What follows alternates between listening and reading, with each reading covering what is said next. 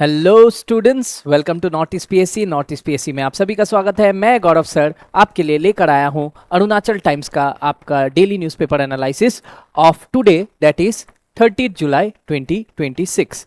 तो आइए देखते हैं आज का पहला न्यूज़। पहला न्यूज़ है prevention of insults to national honour amendment bill 2026।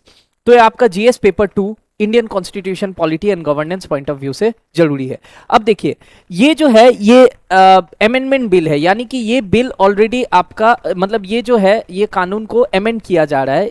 ठीक है, इसमें एक्चुअली क्या है कि राज्यसभा बिल पास कर दिया जिससे कि to make insult to Vande Mataram criminal offence. पहले क्या था इस लॉ में आपका इंडियन कॉन्स्टिट्यूशन नेशनल एंथम को इंसल्ट से प्रोटेक्शन करने के लिए आपका ये स्टैट्यूटरी प्रोविजन था, लेकिन अब इसमें वंदे मातरम को भी इंक्लूड कर दिया गया है। तो आइए देखते हैं इस कानून के बारे में, इस बिल के बारे में। तो why in news if we see, Rajya Sabha pass the prevention of insults to national honour amendment bill 2026। ठीक है, तो ये एक्ट में प्रोविजंस क्या है?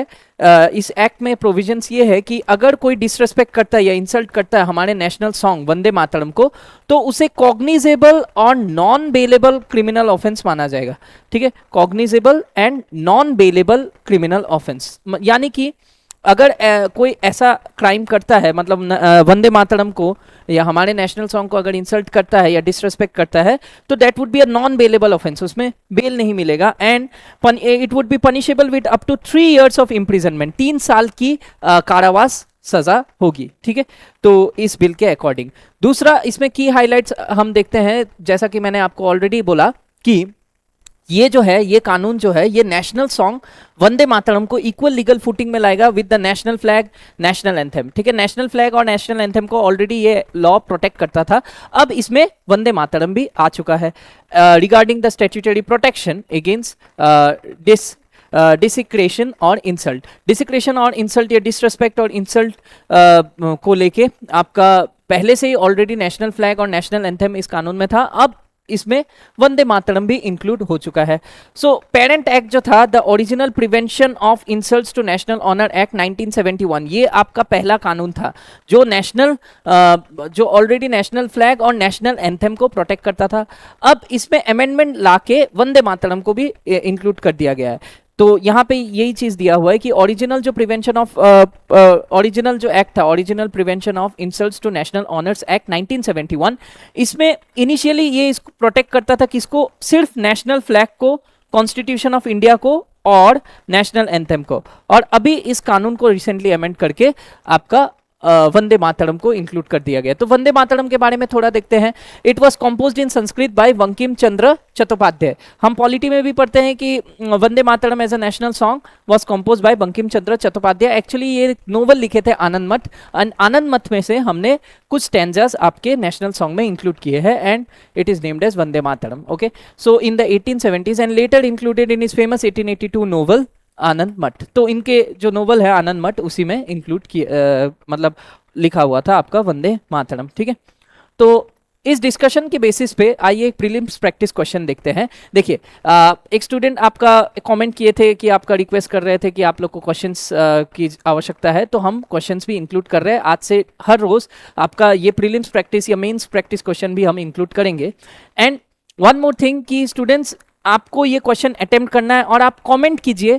ठीक है, अपना आंसर्स जो है वो उसे कमेंट कीजिए, कमेंट सेक्शन में बताइए कि इसका सही उत्तर क्या होगा। कल जितने भी क्वेश्चंस आज डिस्कस होंगे उसका आंसर मैं कल आपको दे दूंगा कल के एनालिसिस में। ठीक है, so I hope I am clear. तो चलिए इस क्वेश्चन को देखते हैं। क्या पूछ रहा है question? That which of the following statements regarding Vande Mataram is और आर ट्रू। ठीक है, इनमें से कौन सा स्टेटमेंट, इनमें से नीचे दिए गए स्टेटमेंट में से वंदे मातरम के रिगार्डिंग कौन सा स्टेटमेंट सही है, ट्रू है, सच है? ठीक है, so it was originally composed by Rabindranath Tagore. ठीक है, it was included in the famous novel Anand Math and it was originally included in the national honours act 1971। तो तीनों स्टेटमेंट्स आप देख लिए। अब ऑप्शंस देखते हैं। Option statement 1 and 2 are correct. क्या 1 एंड 2 करेक्ट है? क्या सिर्फ स्टेटमेंट 1 ही करेक्ट है? क्या स्टेटमेंट 2 करेक्ट है या सभी करेक्ट है? ठीक है, तो A B C D kindly students अपना आंसर बताइए। ठीक है, ये है statements and these are the options. तो कल हम इसको डिस्कस करेंगे फिर से। चलिए Now let us see the next news. The next news is talking about what the gems of India. इसके बारे में कल हमने देखा था ऑलरेडी. तो ये आपका GS पेपर 2 और 3 आपका government policies, e governance and youth empowerment के पर्सपेक्टिव से जरूरी है.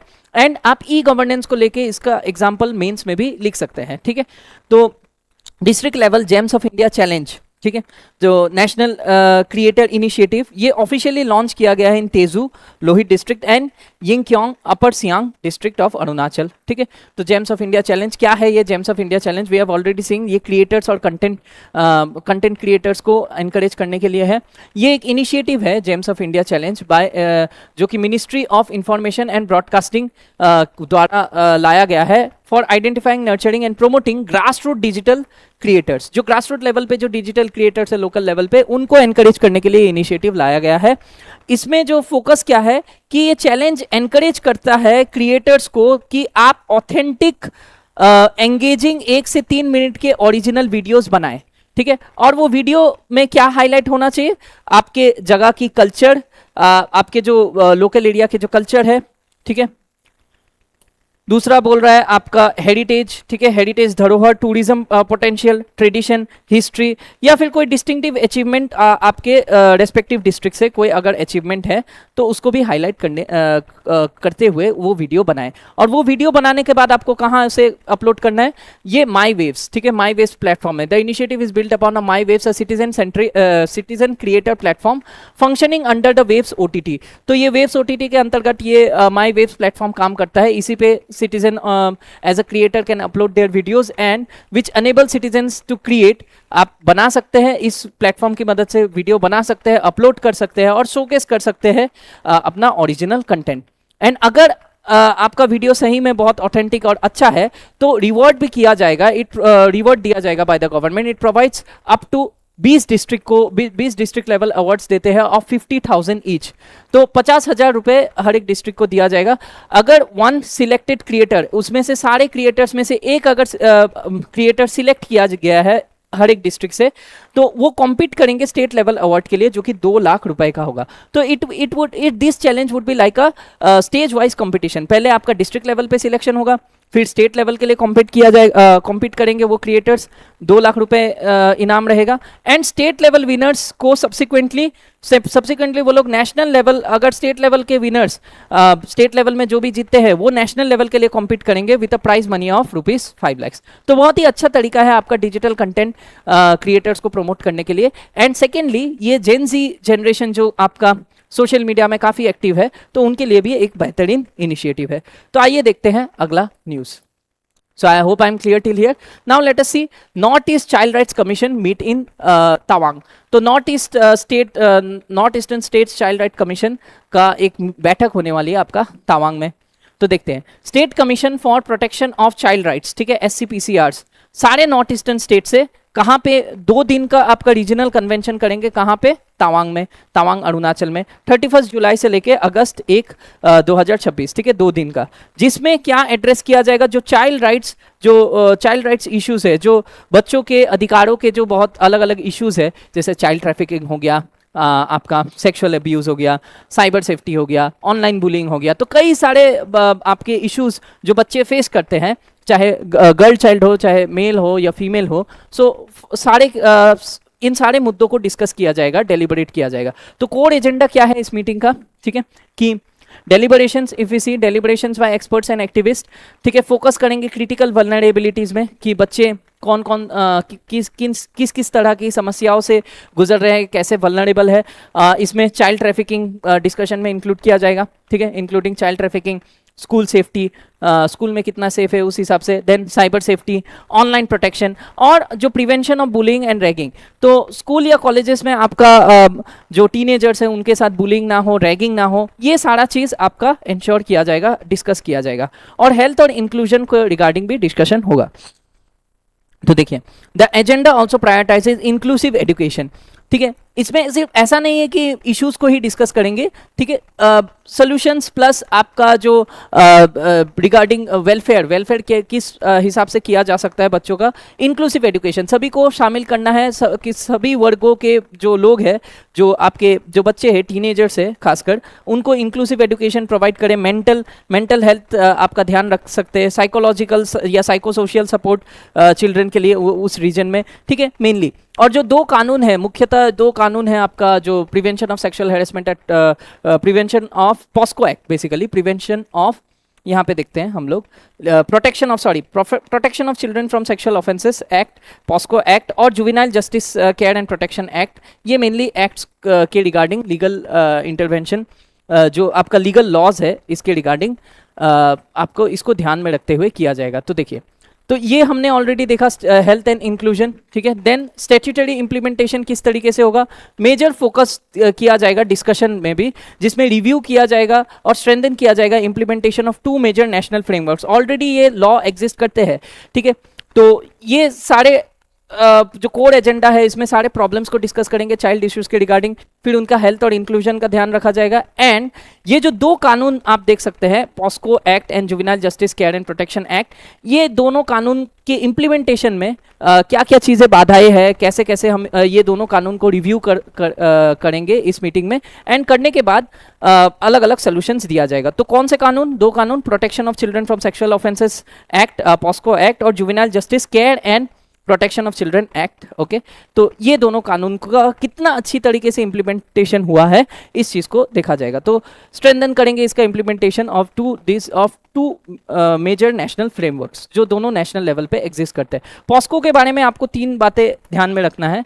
ये जो पॉस्को एक्ट है, पॉस्को एक्ट याद रखिए, दिस इज जेंडर न्यूट्रल, ठीक है, जेंडर न्यूट्रल, यानी कि दोनों मेल फीमेल सभी बच्चों के लिए, मेल के साथ भी तो अब्यूज हो सकता है ना, सिर्फ फीमेल अब्यूज थोड़ी फेस करते हैं, तो this is gender neutral.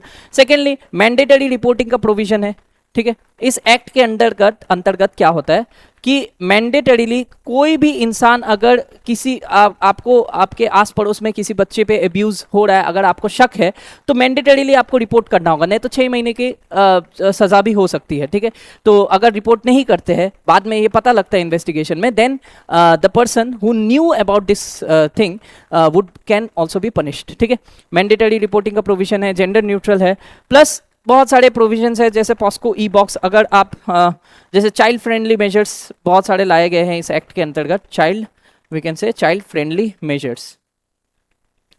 Measures, उसमें से एक आपका ऑनलाइन सिस्टम भी आपका लाया गया, जैसे आपका example suppose POCSO e box, okay. If we write here suppose example, suppose मैं यहाँ लिख रहा हूँ, एक आपका एग्जांपल है पॉस्को ई बॉक्स, मतलब यहाँ पे ऑनलाइन कंप्लेंट्स भी दर्ज कर सकते हैं, ठीक है। एंड चाइल्ड फ्रेंडली मेजर्स में ये भी है कि पुलिस जब भी इन्वेस्टिगेट करेगी तो सिविल यूनिफॉर्म में आ सकते हैं, ताकि बच्चा डर ना जाए, ठीक है। और भी तरह से मेजर्स लेंगे, इन्वेस्टिगेशन का तरीका थोड़ा आपका लीनियंट, मतलब क्या, थोड़ा सा आपका चाइल्ड फ्रेंडली बनाया जाएगा, ताकि बच्चों से ज़्यादा पूछताछ ना हो, प्यार से बातें की जाए, और चाइल्ड राइट्स कमीशंस भी एग्जिस्ट करते हैं। तो इस तरीके से चाइल्ड फ्रेंडली मेजर्स इस एक्ट के अंतर्गत लिए जाएंगे, ठीक है, और लिए जाते हैं, ओके। सो इसका इम्प्लीमेंटेशन कितना अच्छा से हो रहा है, इस तवांग में जो आपका रीजनल मीटिंग होगा, यहाँ रीजनल कन्वेंशन में डिस्कस किया जाएगा। तो I hope I am clear about this topic. तो बढ़ते हैं आगे। तो ये जो मीटिंग है, रीजनल कन्वेंशन है, यहाँ Tawang declaration on child rights के बारे में डिस्कस किया जाएगा। The convention is expected to adopt this landmark declaration. अब इस कन्वेंशन में ये जो डिक्लेरेशन है, Tawang declaration on child rights, सारा सब कुछ डिस्कस होने के बाद एक डिक्लेरेशन अडॉप्ट किया जाएगा, which is named as Tawang declaration on child rights, ठीक है, जिसमें रीअफर्म किया जाएगा जो collective commitment north eastern states का है, ताकि चाइल्ड फ्रेंडली गवर्नेंस स्ट्रेंथन किया जा सके, स्ट्रेंथन प्रोटेक्शन सिस्टम्स, जितने भी बच्चों को लेके जो प्रोटेक्शन सिस्टम्स हमने लाए हैं, इंक्लूडिंग द 2 मेजर लॉज जो नेशनल लेवल पे एग्जिस्ट करते हैं उसको, एंड एनहांस करेंगे इंटर स्टेट कोलैबोरेशन, ताकि अलग अलग नॉर्थ ईस्टर्न स्टेट एक दूसरे के साथ अच्छी तरह कोलैबोरेट कर सके, ठीक है। सो इसके लिए आपका ये जो if you see all the 7 sister states and plus 1 brother state Sikkim, ताकि सबका बीच इंटर स्टेट कोऑर्डिनेशन अच्छी तरह बन सके, ठीक है। सो ये ध्यान में रखा जाएगा एंड ये डिक्लेरेशन अडॉप्ट किया जाएगा। ओके याद रखिएगा, Tawang declaration on child rights. Institutional framework अगर हम देखें तो मैंने ऑलरेडी कमीशन की बात आपके साथ किया है। मैंने ऑलरेडी बताया है कि national commission for protection of child rights है एनसीपीसीआर, और स्टेट काउंटर पार्ट्स है एससीपीसीआर, यानी state commission for protection of child rights. ये कॉन्स्टिट्यूट किया गया under commission for protection of child rights, जो एक्ट है आपका 2005 का एक्ट है। तो commission for protection of child rights CPCR act के अंतर्गत आपका नेशनल लेवल पे है national commission for protection of child rights, and state level पे है ये आपका नेशनल लेवल पे है, and at the state level we can say state level पे आपका क्या एग्जिस्ट करता है, एससीपीसीआर। ठीक है, so state commission for protection of child rights. Okay, so इसको याद रखिएगा। तो I hope I am clear about this topic. Now let us see the next. Okay, so next जो हमारा टॉपिक है fourth, okay, that is India needs multi fuel security. अब देखिए ये जो आर्टिकल है ये आपका शिवाजी सरकार जी का द्वारा लिखा गया है। So India needs multi fuel security. तो इसमें थोड़ा सा जो बायो इथेनॉल पॉलिसी है, बायोफ्यूल पॉलिसी, उसको थोड़ा क्रिटिसाइज भी किया गया है। तो यहाँ पे जो आर्टिकल्स लिखे गए उसके हम सोल्यूशंस और ओपिनियंस डिस्कस करेंगे। That is GS paper 3 Indian economy, energy, infrastructure और एग्रीकल्चर पॉइंट ऑफ व्यू से ये काफ़ी जरूरी है। तो आइए देखते हैं। तो वाई न्यूज़ क्यों हम इसको डिस्कस कर रहे हैं, क्योंकि देखिए rapid push towards 20% ethanol blended petrol. तो E20 पेट्रोल के बारे में हम जानते हैं under national biofuel policy government target किए थे कि आपका जो पेट्रोल में है उसमें पेट्रोल में 20% इथेनॉल ब्लेंड किया जाएगा। तो ये जो 20% रैपिड मतलब बहुत जल्दबाजी में आपका ये जो प्रोविजन है इसको इम्प्लीमेंट किया गया, इसके कारण कई सारे प्रॉब्लम्स हमें देखने को मिले हैं। तो ये आर्टिकल में जो राइटर है वही वार्न करते हैं कि it warns in this article it has been said that there is a warning which has been given against the risk of rushing the transition without proper infrastructure। यानी कि ये जो रैपिड पुश किया गया है 20% ethanol blended petrol E20 petrol लाने के लिए, जो जल्दबाजी में इसे इंप्लीमेंट किया गया है, इससे वार्न किया गया है there is a high risk of rushing the transition without proper infrastructure. Proper infrastructure बनाए बिना इसको फटाफट इंप्लीमेंट करने से कई सारे नुकसान हमें देखने को मिला है। ठीक है, तो क्या क्या नुकसान हो सकते हैं और क्या क्या फ्यूचर में आपका दिख रहा है नुकसान। एक तो हम जानते हैं कि इंजन का जो ऑटोमोबाइल्स है उनका माइलेज कम हो रहा है, फूड सिक्योरिटी पे खतरा आ रहा है। सो लेट अस सी कैसे। तो की हाइलाइट्स क्या है इस आर्टिकल में। सबसे पहले फूड सिक्योरिटी की बात की, फूड सिक्योरिटी थ्रेट। तो E20 पेट्रोल से आपका फूड सिक्योरिटी पे थ्रेट आएगा इंडिया का। कैसे? क्योंकि हम बहुत सारे जो क्रॉप्स है, बहुत सारे फसल है उसको डाइवर्ट कर रहे हैं, जैसे शुगर केन, राइस, मेज, ताकि इनसे इथेनॉल ड्राइव अप कर सके और मतलब इथेनॉल बनाया जा सके, जिससे कि जो चीज़ों के जो खाने पीने की चीज़ों के जो दाम है इनका दाम बढ़ रहा है। पोल्ट्री फीड भी आपका बहुत कॉस्टली हो रहा है। ठीक है, so we are diverting crops like sugar cane, rice, maize for ethanol drives, जिसके कारण आपका फूड प्राइसेस जो खाने पीने की चीज़ें उसके दाम बढ़ रहे हैं। पोल्ट्री फीड भी कॉस्टली हो रहा है। ठीक है, जो पोल्ट्री जो फार्मर्स आपके जो लाइफ स्टॉक है उनको खिलाते हैं उसका भी फीड काफ़ी बढ़ रहा है। तो फूड सिक्योरिटी पे खतरा है। दूसरा आपका वाटर स्कैरसिटी। ऑब्वियसली हमको पता है कि sugar cane, rice, these are water guzzling crops, बहुत ज़्यादा पानी पीते हैं। Gallons of water are absorb by this crops, and plus India में ऑलरेडी क्लाइमेट चेंज का इम्पैक्ट हमें देखने को मिल रहा है। एंड बहुत सारे cities as per NITI Aayog drought prone, आपका ड्राउट का थ्रेट आता है इन सिटीज़ पे। तो water scarcity, growing water intensive crops, मैंने ऑलरेडी बताया कि वाटर इंटेंसिव क्रॉप्स जैसे शुगर केन, इससे क्या होगा, for fuel versus India's ground water depletion. इसके कारण ग्राउंड वाटर डिप्लीशन होगा। ग्राउंड वाटर डिप्लीशन के कारण आपका ड्राउट का खतरा बनेगा। तीसरा, रिड्यूस माइलेज। ऑब्वियसली हम देख रहे हैं कि आपका जो इथेनॉल ब्लेंडेड पेट्रोल है इससे गाड़ी की एफिशिएंसी कम हो जाती है। ठीक है, इथेनॉल हैज 33%। क्यों होता है समझिए, इथेनॉल में 33% कम एनर्जी डेंसिटी है पेट्रोल के मुकाबले। ठीक है, ethanol has 33% less energy density than petrol, जिसके कारण लो फ्यूल एफिशिएंसी देखने को मिलता है। फ्यूल एफिशिएंसी कम हो जाती है ऑटोमोबाइल्स के, और higher per mile cost for consumers. और कंज्यूमर्स का नुकसान क्या होता है कि जितना पहले माइलेज दे रहा था ऑटोमोबाइल, अब वो उतना नहीं दे रहा है। पर माइल जो कॉस्ट है वो कंज्यूमर्स के ऊपर आ जाता है, कंज्यूमर को इस खर्चे का बर्डन उठाना पड़ता है। तो सोल्यूशन क्या दे रहे हैं इस आर्टिकल में, what is the solution for this problem. Multi fuel need, India को चाहिए एक फ्यूल पे डिपेंडेंट नहीं होना है, मल्टी फ्यूल आपका ऑप्शंस रहना चाहिए, जैसे हमें ब्राजील में देखने को मिलता है, लोग E20 पेट्रोल भी भरा सकते हैं, आपका हाइड्रोजन फ्यूल भी है और अलग अलग तरह का फ्यूल यूज करते हैं। तो यही हम जो ब्राजील में इसको इंप्लीमेंट किया गया था, इससे हमें ये पता चलता है कि India needs multi fuel need. So relying solely on ethanol is risky, अगर हम टोटली इथेनॉल ब्लेंडेड पेट्रोल में अगर निर्भर रहेंगे तो ये रिस्की हो जाएगा। तो India needs a diverse approach, India को एक डाइवर्स अप्रोच चाहिए जिसमें कि इलेक्ट्रिक व्हीकल्स, ग्रीन हाइड्रोजन और एडवांस बायोफ्यूल एग्रीकल्चर वेस्ट से खासकर जो जनरेट किया गया हो, जो आपके जो वेस्ट हो जाते हैं खेतों में, उससे खासकर अगर ऐसा फ्यूल जनरेट किया हो तभी कारगर साबित होगा। तो इसके लिए हमें समझना होगा कि अलग अलग टाइप ऑफ बायोफ्यूल्स क्या होता है, कि किस किस तरह का बायोफ्यूल होता है। एक तो होता है फर्स्ट जनरेशन बायोफ्यूल, जिसको हम बोलते हैं first generation 1G fuel, edible biomass, जिसमें जो खाने पीने की चीज़ों को इस्तेमाल करके, आपका जो क्रॉप्स को इस्तेमाल करके जो खाया जा सकता है, फूड क्रॉप्स को, खासकर एडिबल क्रॉप्स को इस्तेमाल करके जब इथेनॉल बनाया जाता है, जैसे कि शुगर केन या मकई, ठीक है, कॉर्न या फिर गेहूं, व्हीट का मदद से अगर हम इथेनॉल बनाते हैं, then these are first generation biofuel. Second generation वाले क्या होते हैं, 2G बायोफ्यूल, जो नॉन एडिबल बायोमास को हम यूज करते हैं, जिसे हम खाते नहीं, ये जनरली वेस्ट हो जाते हैं, ठीक है, जैसे कि एग्रीकल्चर रेसिड्यू, मान लीजिए खेती हुआ, फार्मर्स ने आपका जो पैडी स्टबल जो है वो रह गया, तो आपका जनरली क्या होता है कि हरियाणा और पंजाब के फार्मर जनरली इसमें आग लगा देते हैं, तो इसको वेस्ट करने से अच्छा इसका सेकेंड जनरेशन बायोफ्यूल बनाया जा सकता है। फिर bamboo can also be used for non edible biomass. फिर आता है आपका थर्ड जनरेशन, जनरली इसको प्रीफर किया जाना चाहिए। Then third generation 3G biomass क्या है, algae based high yield, algae based high yielding varieties, no need for arable land, इसमें कोई एरेबल लैंड की जरूरत नहीं है, फ्रेश वाटर की, ये लेकिन अभी रिसर्च एंड डेवलपमेंट स्टेज में है, अभी हम थर्ड जनरेशन तक गए नहीं।